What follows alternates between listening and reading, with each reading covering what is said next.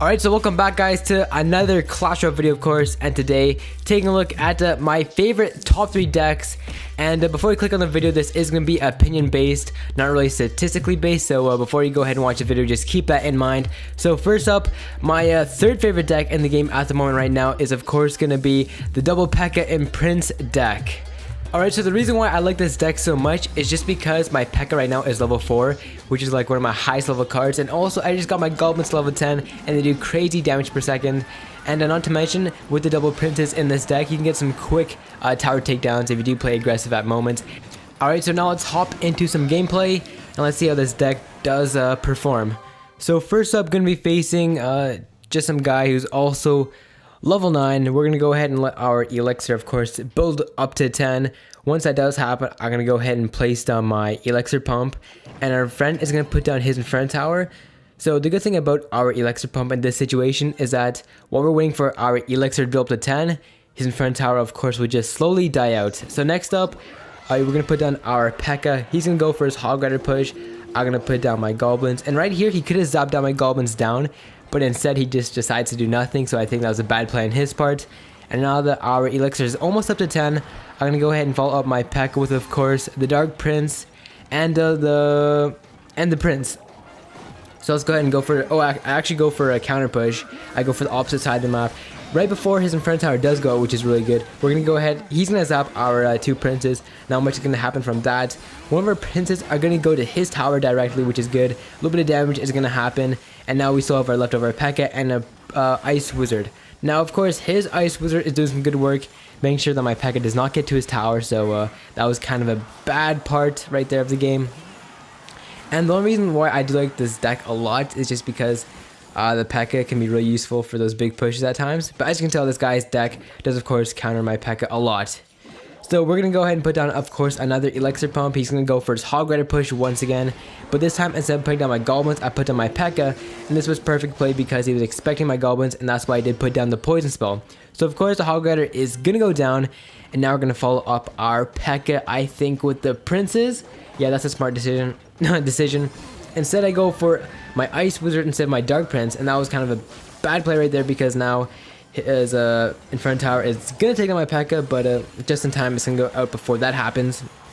And now we have a really good play right here. We put in our Goblins while everything is distracted on our P.E.K.K.A, and our Goblins will just take down the tower for free, and we will get a nice 1 tower win. Alright, so now we're just going to let our Elixir build back up to 10, but because it is double Elixir, we're going to play quite aggressive. We're going to slam down some more cards. He's going to try to poison my stuff down, but that's not going to take down my cards in time before they do reach his tower, so it's looking really good for us. He has nothing right here to take out my troops except for his Valkyrie. My troops are now in low health because of that poison spell over time, and yep, they will go down. And right here, I was pushing for this recon win, but it just wasn't happening. This guy was playing really good distractively with those skeletons from the skeleton spawner. And now I kind of play a little bit too aggressive. I forget about my tower at the bottom right, and this allows him to take it out with a Hog Rider. But then I go for the counter push with, of course, a Dark Prince, and his tower should now go down. And 8 seconds left. It looks like we are going to win this one. Yep, there we go, because of our leftover Dark Prince. And yep, as you can see, I'm very happy about that with emojis. So my next favorite deck, number 2, is of course going to be a Sparky deck. Now I got the Sparky like 2 weeks ago. He's been doing really good damage to those giant cards that I've always been facing. And now let's hop into some gameplay and let's see why this deck is really good. Alright, so here we go. Facing a level 10 player, I believe. And as you can see in our cards below, we are using the Sparky deck, of course, with a Giant. And some of you guys do prefer to use a Royal Giant over the regular Giant, but I find that the regular Giant for the Sparky deck is just a lot more cost effective and has more health actually than the Royal Giant. So me and him are both going to place on our big tanky cards at the back of the map. Instead of like countering his play, I just go for a counter push and place on my Sparky on my side of my push. He's going to decide to counter my push instead of like proceeding to put troops behind his Royal Giant. We're going to clean that up, of course, with our minions, but he is going to take our minions down with a Zap card and his other minions. So also back up my push with the Wizard. That's going to clear up his Goblins. And now we're going to have a little bit of a good push into his tower. We're going to lose our tower, but unlike his push, once we do take out his tower, our troops will still be alive to proceed to his crown tower.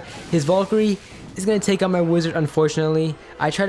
Okay, so now our Sparky just going in alone. He's going to distract it with his Ice Wizard, and that means that our Sparky won't get shot into his tower, or nope, it actually gets one shot, so that's pretty good stuff right there.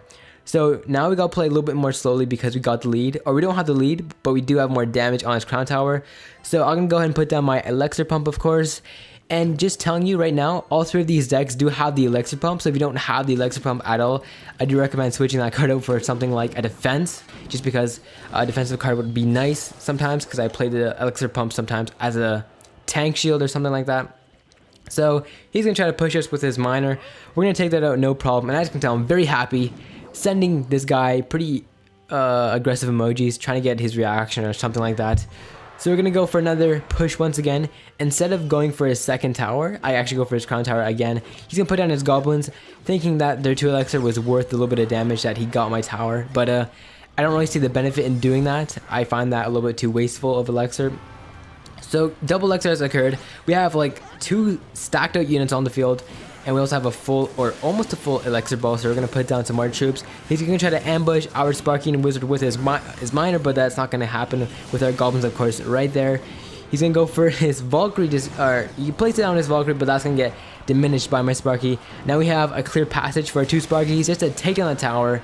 And as you can tell, just a very epic win right there. 2 earthquake effects, or whatever you call it, into his tower. So that's another good game. And finally, here's my favorite deck at the moment. As you can see, a very low cost elixir average of 3.1, which is super cheap. Normally I don't play with these cheaper decks, but this one has just been working out for me a lot. I can counter things, and I can, like, because elixir cost is so low, I can just play a lot according to skill. Like, I don't know. It's weird to say it. It's like the more elixir cost a deck has, the less things you can do to counter somebody. Anyways, though, facing Cyberpix, I believe that's his name. We're going to put down our archers at the very beginning so that we don't max out at 10 elixir, of course. He's going to put down his elixir pump. And surprisingly enough, I actually lied back there. This deck does not have the elixir pump. It instead has a Tesla tower. But of course, you can switch those 2 out if you do want to. So we go for an early push. He thinks that his princess is going to take out my troops in time before they do take down his tower. But that didn't happen. We're going to take away with a nice 1 crown win. And as you can see, Cyberpix has a very different deck. He's using the Lava Hound, which is a card I haven't really been seeing that often. But this guy is a pretty high level. He has like a level 2 or level 3 princess, I believe. And his Lava Hound is also level 2, so we gotta be careful with his cards. So he's gonna be going for his first push. Unfortunately, in this deck, the only defensive card is the Tesla Tower. Not much else in this deck can do that well at taking down high health cards quickly. So we put down our goblins here and take down that giant as quickly as possible. A weird thing about this guy's push is that none of those cards actually focus on troops. So if you have something like barbarians or like minions, his push will go down pretty quickly. So we try to counter it with our spirit goblins. That's not gonna happen. But meanwhile, we also go for the counter push with our Valkyrie and our archers, I believe, but that took down a second tower to a little bit low health. He's going for the counter push with his witch. It's coming up. We're going to deal with it with, of course, our Valkyrie. His miner's going to be smacking our tower, but of course, he does have reduced tower damage, so we don't have to worry about that card too much. Alright, so his witch card should go down right now. Let's go ahead and back up our Valkyrie with the Hog Rider and the goblins. Hopefully we can save her before she does go down, as she's on very low health. So he's going to try to counter, of course, with his princess. That's going to take out my Valkyrie after 2 shots. We're going to zap his princess right before his tower was about to go down, which meant that his tower, of course, was going to go down. So he has 2 princesses right here. Once they're locked on, I'm going to try to take them out with our archers. So yep, they're going to go down. And that was just a very cost elixir trade right there. So to deal with this upcoming push right here, we actually don't deal with it at all because I know this deck doesn't counter high health troops that often. So instead I go for the counter push. He's going to try to defend with his miner. That's going to do okay damage. But guys, we have a bunch of goblins locked onto his tower with a couple of archers. And as you can see, the tower's health is going down so quickly. And he forgot to focus any elixir on my push. And therefore, we just took his tower. So hopefully you guys did enjoy the video. If you do want to see any other types of decks, of course, or card spotlights, just comment that down below. And by the way, I had a blast making that card spotlight video. It took a lot longer than the usual video, but I'm pretty sure you guys enjoyed it more than the normal video. So yeah, if you think that I missed any other type of decks that could have been in this video, then just comment that down below. And until next one, I'll just see you guys later.